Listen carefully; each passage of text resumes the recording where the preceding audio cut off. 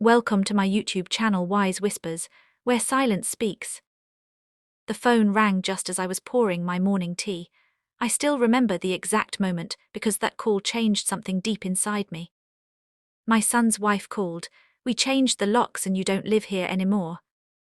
For a few seconds I couldn't even breathe. My name is Evelyn, and I am 64 years old.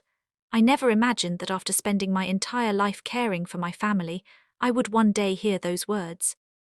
But life has a strange way of teaching us lessons when we least expect them. It all started after my husband passed away 3 years ago. The house we lived in for nearly 40 years suddenly felt too quiet. Every corner held memories, his laughter in the kitchen, the way he used to sit by the window reading the newspaper.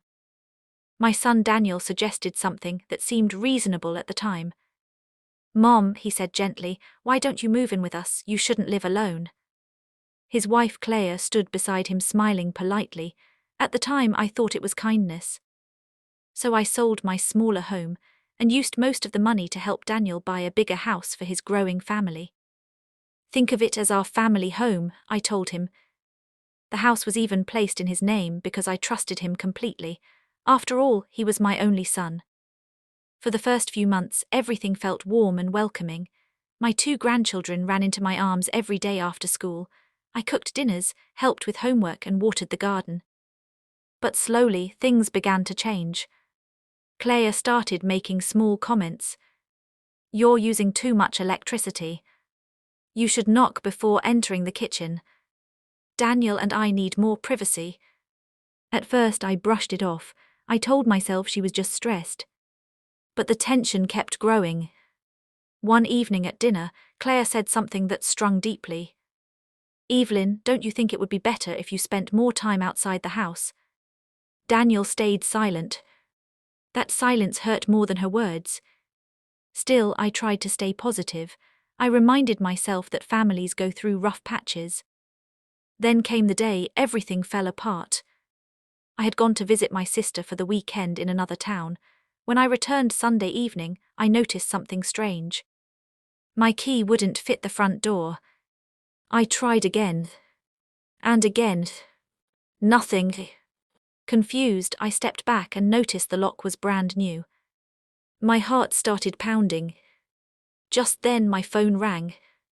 It was Claire. Her voice was cold. "We changed the locks," she said bluntly. "You don't live here anymore." For a moment I thought I had heard her wrong. "What do you mean?" I asked quietly. "This is Daniel's house," she continued. "You're not part of this household anymore. It's better if you find somewhere else to stay." My hands trembled.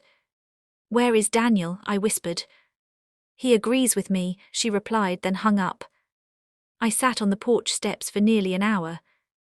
The sun slowly disappeared behind the trees, and the air turned cold. My own son hadn't even come outside. I felt betrayed, humiliated, and heartbroken.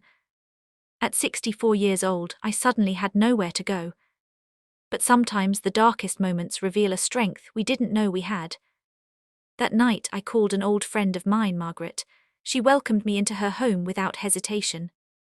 "You stay here as long as you need," she said warmly. Her kindness reminded me that not all doors close forever. Over the next few weeks, something inside me began to shift. Instead of drowning in sadness, I started thinking clearly.